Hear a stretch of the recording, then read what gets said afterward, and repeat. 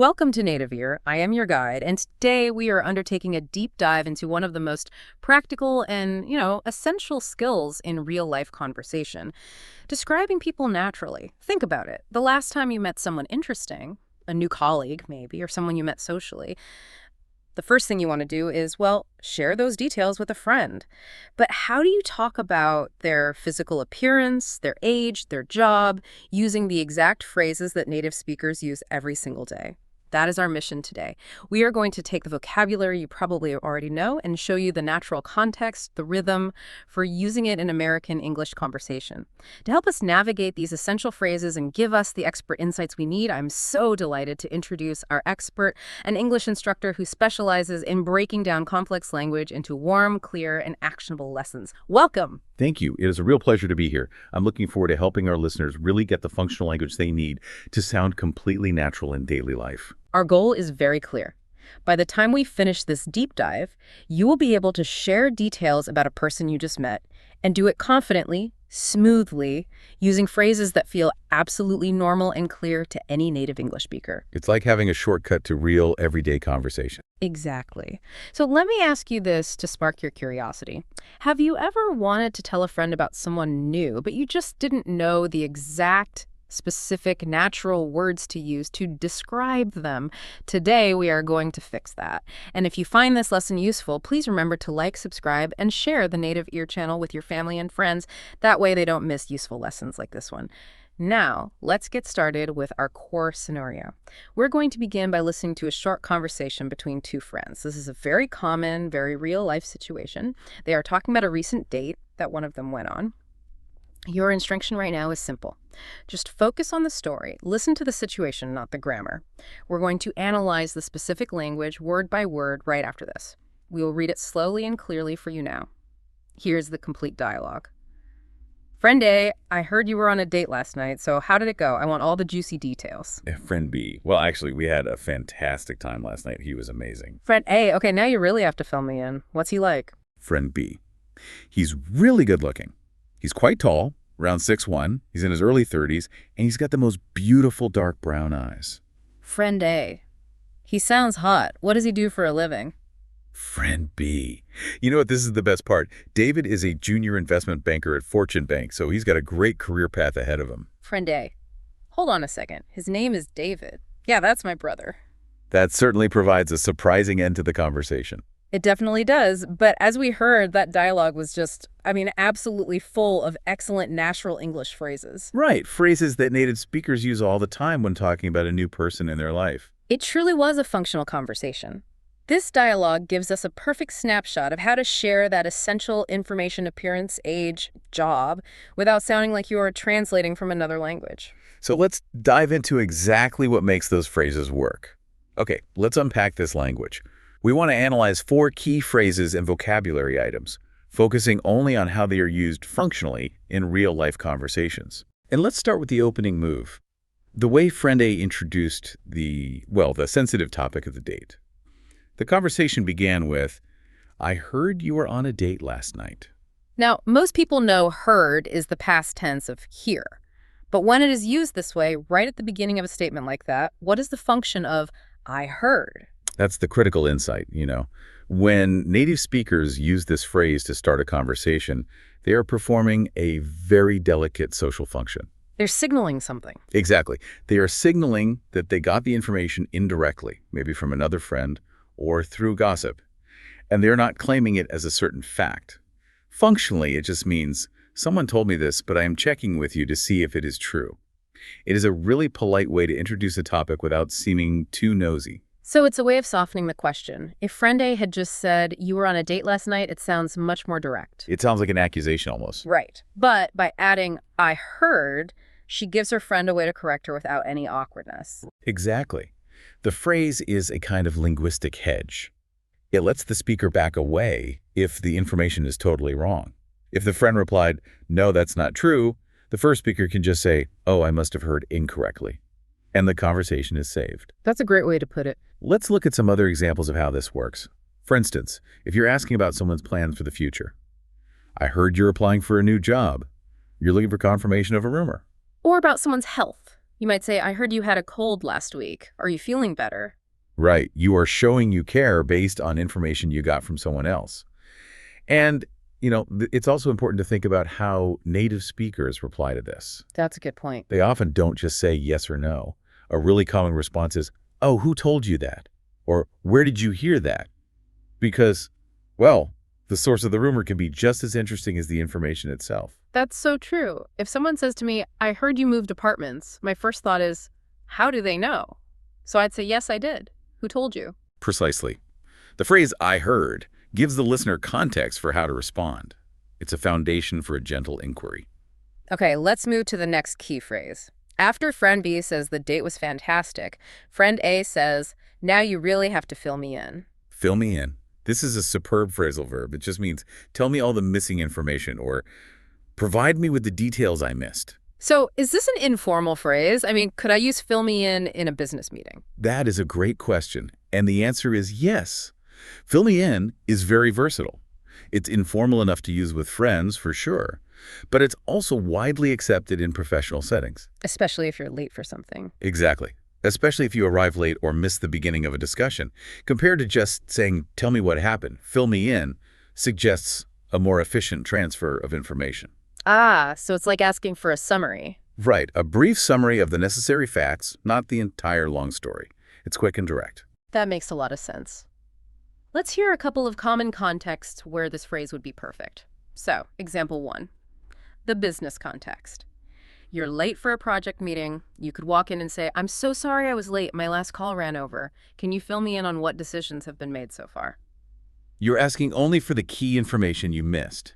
You're being efficient. Okay, and example 2, a social context. You walk into the living room, your family's watching a movie, you don't know what's going on. You can just turn to someone and say, I missed the first 10 minutes, fill me in. It's a word that shows you need to be brought up to speed quickly.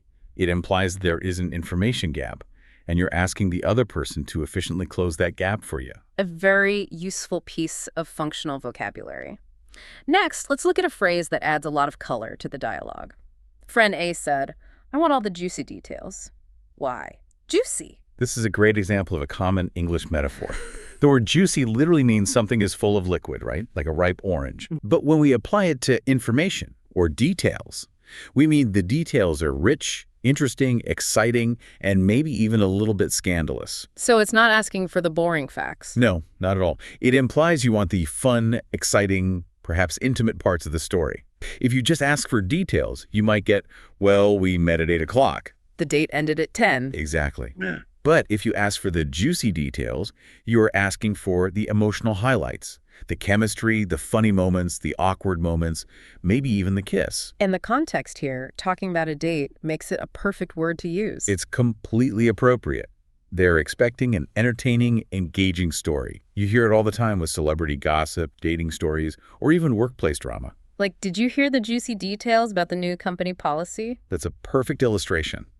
Another common phrase that means something very similar is the scoop. You might ask a friend, did you get the scoop on what happened at the party last night?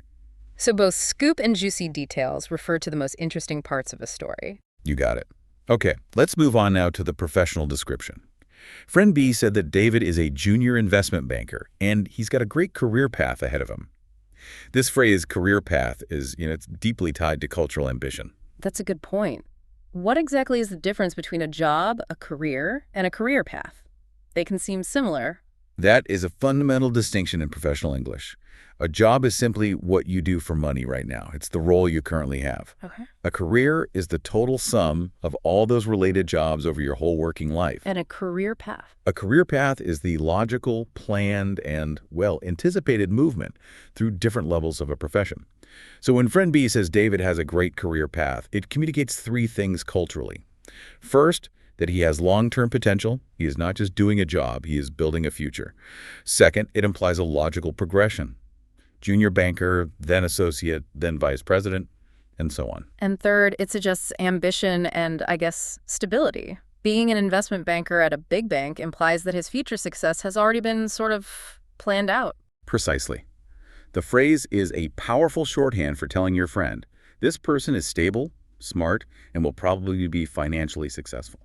It tells you not just what he does now, but where he is going. This cultural emphasis on the future is really key for our listeners to understand. I mean, if David was working at a coffee shop, even if he loved it, his friend probably would not describe that as having a great career path. That is absolutely correct. Because in the investment world, the path is structured, and it leads to very specific high-level roles.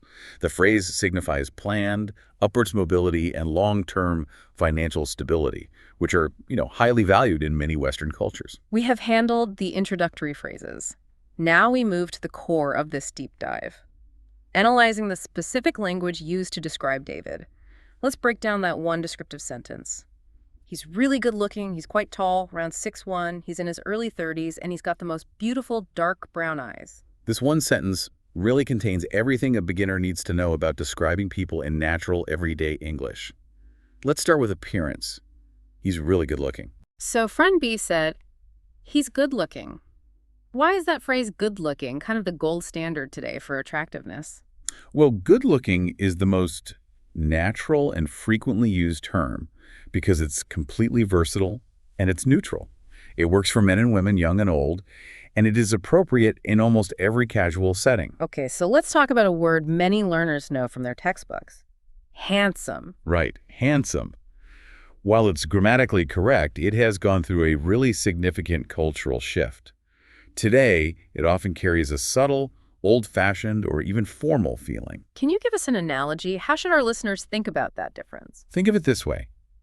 You are much more likely to hear the word handsome in a historical movie or from a grandparent. My grandma would say, oh, what a handsome young man. Exactly. If a young native speaker uses handsome today, it might sound a little bit sarcastic or like they're trying to be funny and imitate an older person. So for modern, casual conversation, good looking is always the safer, more natural choice. It's your default.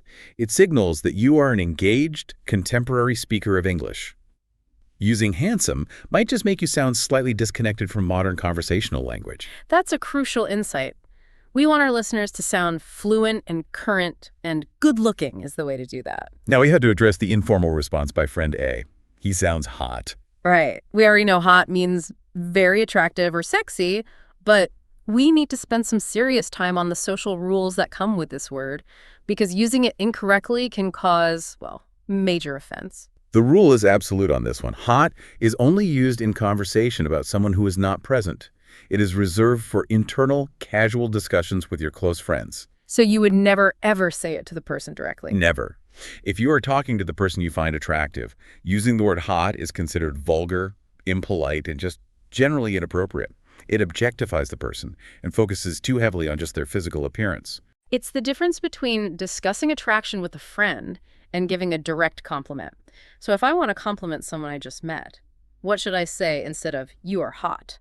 You would choose something softer and more respectful. For a woman, you could say, you look lovely, or you look gorgeous tonight. For a man, you look great, or you are very attractive. You could even say, you are good looking. Yes, even that works. But never, ever, you are hot. That is a key social marker. The word hot is private language, reserved only for your close circle of friends. It should never cross that boundary. Okay, very clear. Next, the description of David's height. He's quite tall, around 6'1". She used the modifier quite. As we said in this American English context, quite usually means very. But we should look at the functional difference between saying quite tall and just saying he is very tall. There's a subtle difference there. There is.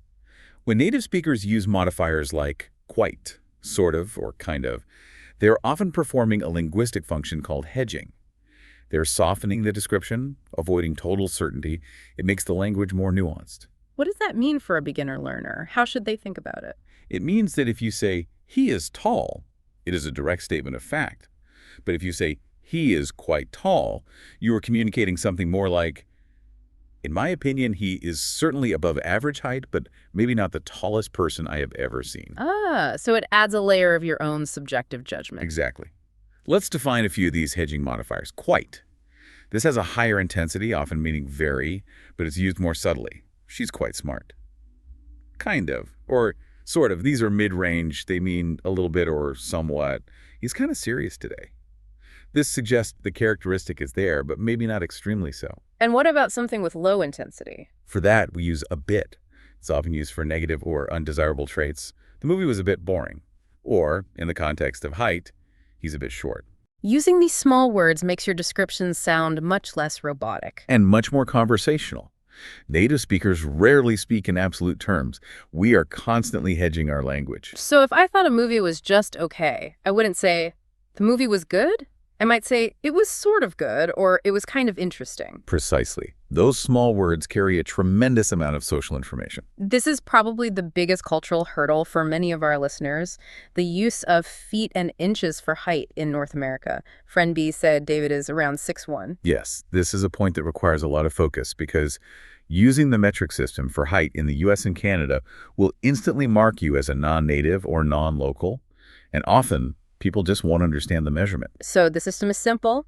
Height is expressed in feet, then inches. 6 feet 1 inch is written as 6'1". Right, and it's spoken as 6'1". Let's dedicate some time to helping our metric listeners visualize this. How can they translate? We need some benchmarks. The average height for a woman in the US is about 5 feet 4 inches or 5'4". Okay, 5'4".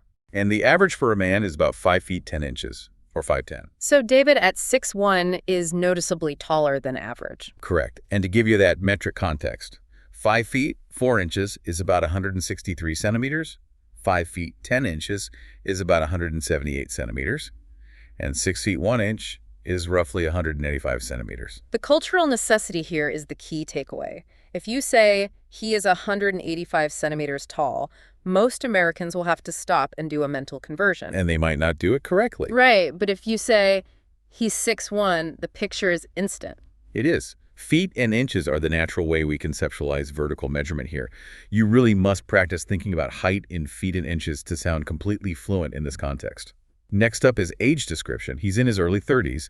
This is a crucial functional phrase for when you don't know the exact age or when, asking for the exact age would be impolite. We use decades and ranges to keep conversations smooth and polite. Let's clearly define the 3 ranges for our listeners. We rely on 3 divisions: early, mid, and late. Let's use the 40s as an example this time. Early 40s. This would include the ages 40, 41, 42, and maybe 43. It's the very start of the decade. Okay, in mid-40s, this is the center, usually ages 44, 45, and 46. Right, and then late 40s, this is the end of the decade. Yeah. Typically ages 47, 48, and 49, just before you turn 50. This system works perfectly for anyone from their 20s up to their 60s or 70s. We don't really use it past the 70s as much, as the specific age range tends to become less important in casual conversation at that point. Now, we absolutely must address the exception here. Oh, yeah. Why is it awkward or unnatural to use these terms for teens, so ages 13 through 19? That's a great question. A beginner learner might think they can say she's in her mid-teens, but that sounds a little strange to a native speaker. Why is that? The reason is really rooted in social and legal context. The teenage years are defined by very specific, very rapid developmental milestones and legal thresholds.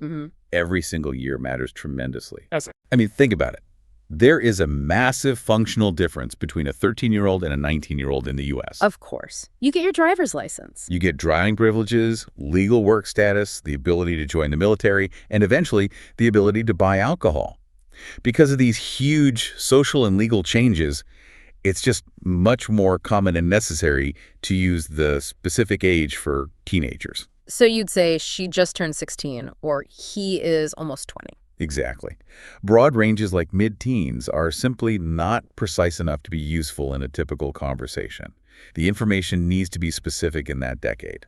Now that we have covered physical traits, appearance, height, and age, we really need to talk about a deeper characteristic: personality. After all, describing someone is not just about what they look like, it's about what they are like. This is a fantastic addition. Remember, in the dialogue, friend A asked, "What's he like?"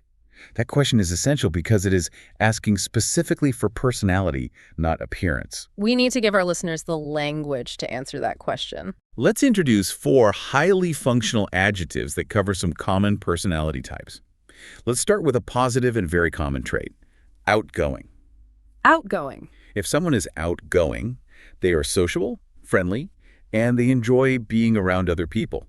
They find it easy to talk to strangers and are comfortable starting a conversation. For example, my new colleague is very outgoing. She introduced herself to everyone on her first day. Perfect. Now, the opposite of outgoing is often described as reserved. Reserved. Someone who is reserved is, slow to show their feelings or express their thoughts.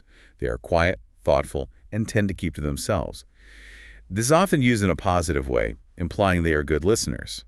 So you might say, he seems reserved at first, but once you get to know him, he is really funny. Exactly. Okay, now, given that David from our dialogue is an investment banker, he's probably a person who is driven. Driven, what does that mean? A person who is driven is highly motivated and focused on achieving success or a specific goal. This word is very common in professional and academic descriptions. It indicates ambition. An example might be, she is incredibly driven. She studies 12 hours a day because she wants to get into the best university. That's a great one. Finally, a trait that is perhaps the most important in any relationship, professional or social, reliable. Right, reliable. If someone is reliable, they're dependable, they keep their promises, they show up on time, and you can trust them to do what they said they would do. So I love working with Sarah because she is so reliable. I know if she says she will do something, it will get done. Right. This language allows our listeners to move beyond simple adjectives like nice and really describe the character and temperament of the person they're talking about. When someone asks, what's he like? You can now answer with, he is driven and very reliable, which gives a much richer, much more detailed picture. That is the deep dive difference. We are giving you the language that conveys true insight into a person. We have now dissected every key phrase and piece of descriptive language, from that initial inquiry to physical description and finally to personality. It is time to put it all back together. As we listen to the dialogue one final time, I want you to pay special attention to the flow. How smoothly the friends move from the initial "I heard" confirmation to the "fill me in" request, and then to that detailed description using good-looking, quite tall, and early 30s. Listen for the language that makes this conversation sound seamless and real. Listen closely. We will read the full dialogue slowly and clearly again. Friend A, I heard you were on a date last night, so how did it go? I want all the juicy details. Friend B, well, actually, we had a fantastic time last night. He was amazing. Friend A, okay, now you really have to fill me in. What's he like? Friend B, he's really good looking. He's quite tall, around 6'1". He's in his early 30s, and he's got the most beautiful dark brown eyes. Friend A, he sounds hot. What does he do for a living? Friend B, you know what? This is the best part. David is a junior investment banker at Fortune Bank, so he's got a great career path ahead of him. Friend A, hold on a second. His name is David. Yeah, that's my brother. Oh. Hearing that conversation now, you can really understand the depth of meaning behind every single word and phrase. The language is no longer just sound, it is functional communication. And the absolute best way to make this vocabulary stick is to use it immediately. So we challenge you right now to apply the knowledge you just gained. Think about someone specific in your life, your partner, a close friend, or maybe a new person you met at work. Use the language from today's deep dive to describe them out loud to yourself. We will give you the prompts. Just answer these simple questions using the new, natural phrases. First, appearance. How would you describe their general attractiveness? Use good looking. Try to avoid handsome. Second, height and size. How tall are they? Remember to use those conversational modifiers like quite, kind of, or a bit. And if you're describing someone in North America, try to use feet and inches, like 5'8". Third, age range. How old are they? Practice using the ranges. She is in her late 20s or he is in his mid-40s. And fourth, personality. What are they like? Use the new personality descriptors we just learned. For example, she is very driven at work, but she's really outgoing in social settings. Practicing these descriptions immediately, right after hearing a lesson, locks that vocabulary into your memory. It really ensures that the next time you need to talk about someone, these natural American English phrases will come out easily and confidently. Before we conclude this deep dive, let's just briefly return to that fantastic, slightly awkward ending. Friend A, realizing the man her friend dated was her own brother. That created a truly complicated social situation. It did, and it raises a classic social question that comes up in conversation all the time. The dynamic of dating a friend's sibling can be, well, socially complex, because that relationship now directly impacts the friendship itself. We use specific English vocabulary to talk about this potential friction. For example, if the dating relationship ends badly, we say the couple are now exes. But if one of those exes is your friend's sibling, the friendship can easily be put on the spot. It can cause what we call a fallout, a negative consequence or a disagreement. If David and friend B break up, now friend A is stuck between her brother and her best friend. That connection adds a whole layer of social risk. The point is that understanding the social context helps you understand the language. The shock at the end of the dialogue comes from that sudden realization of this potential social mess. It's a great reminder that language is always connected to the dynamics and, the unspoken rules of real life. Thank you so much for this detailed and wonderfully clear instruction on how to describe people naturally. The insights on handsome versus good looking and the function of hedging were just exceptionally useful for our learners. It was my absolute pleasure. I sincerely encourage everyone listening to practice these descriptions today. And to our listeners, remember, fluency is built phrase by phrase. The more you use "I heard" for a gentle inquiry, and the more you use "good looking" instead of "handsome," the more fluent and real your English will sound. Thank you for joining us for this deep dive into natural English description here on Native Ear. Don't forget to like, subscribe, and share our channel so you don't miss future useful lessons. We hope to see you next time. Goodbye for now.